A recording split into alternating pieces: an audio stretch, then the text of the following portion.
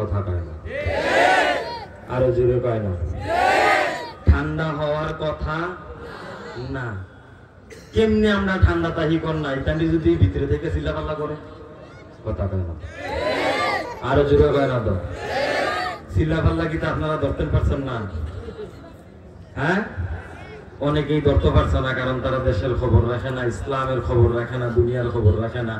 এই যে ভারতের ভিতরে থাকিয়া ইতান্ডি চিল্লাপাল্লা করতে আছে, আমরা সিরিয়ালাইব ভাইরালাইব দেখালাইব। হ্যাঁ, এও কি আহার ক্যামেরার সামনে কোয়ানো কথা কয় না।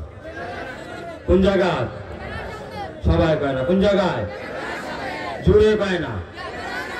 কিসের সামনে? ক্যামেরার সামনে চিল্লাপাল্লা করতে আছে ইতান্ডি।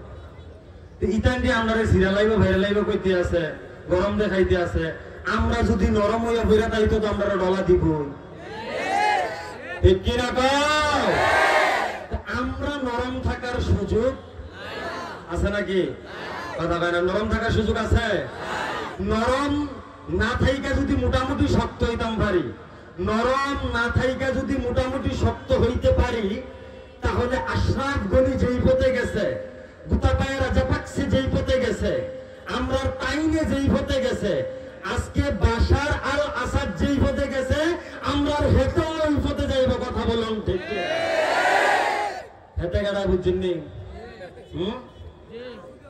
যে ভারতের ভিতরে বইয়া থেকে চিল্লাপাল্লা করতে আছে, আমরা দেশের ভিতরে হিন্দু, মুসলমান, খ্রিস্টান সকলের মধ্যে একটা দাঙ্গা লাগানোর চেষ্টা করতেছে। তেও বেশি দিন টিকতে পারবে না ইনশাআল্লাহ। কারণ এই শতাব্দী গণতন্ত্রকে একেবারে কবর দেওয়ার শতাব্দী। কথা বলুন ঠিক কিনা? আজকে সারা বিশ্বের মধ্যে মুজাহিদরা একে একে দেখাই দিতেছে, যদিও আমরা মুজাহিদ হইতাম পারছি না, কারণ আমরা কাজ তো বেটি। কথাটা বুঝছেন না? আমরা কাজ তো কি বেটি, বেড়া যে লাগাইতে পারছি তো ওই কি কথা কয় না, কথা কয় না। সে কি মুজাহিদ। কথা বুঝছেন কিনা? আল্লাহ পাক রব্বুল আলামিন আমাদের প্রত্যেককে বুঝার তৌফিক দান করুক। আরো জোরে বলি আমিন, আরো জোরে বলি আমিন।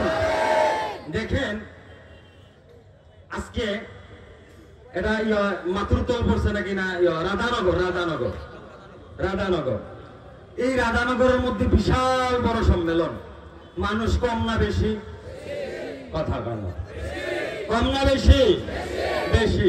কিন্তু বেশি মানুষ আছে ঠিক, সবাই আওয়াজ করতে পারে না। আরে আওয়াজ করার লাগে একটা ইমানি পাওয়ার লাগে। কথা বলুন ঠিক কিনা? যখন ধীরে ধীরে আফগানিস্তানের মধ্যে আওয়াজ শুরু হয়েছে, 21 বছর ছিল রাশিয়া, পিঠা খেয়ে বাঁধছে। কথা কয় না। এরপরে আইছে আমেরিকা।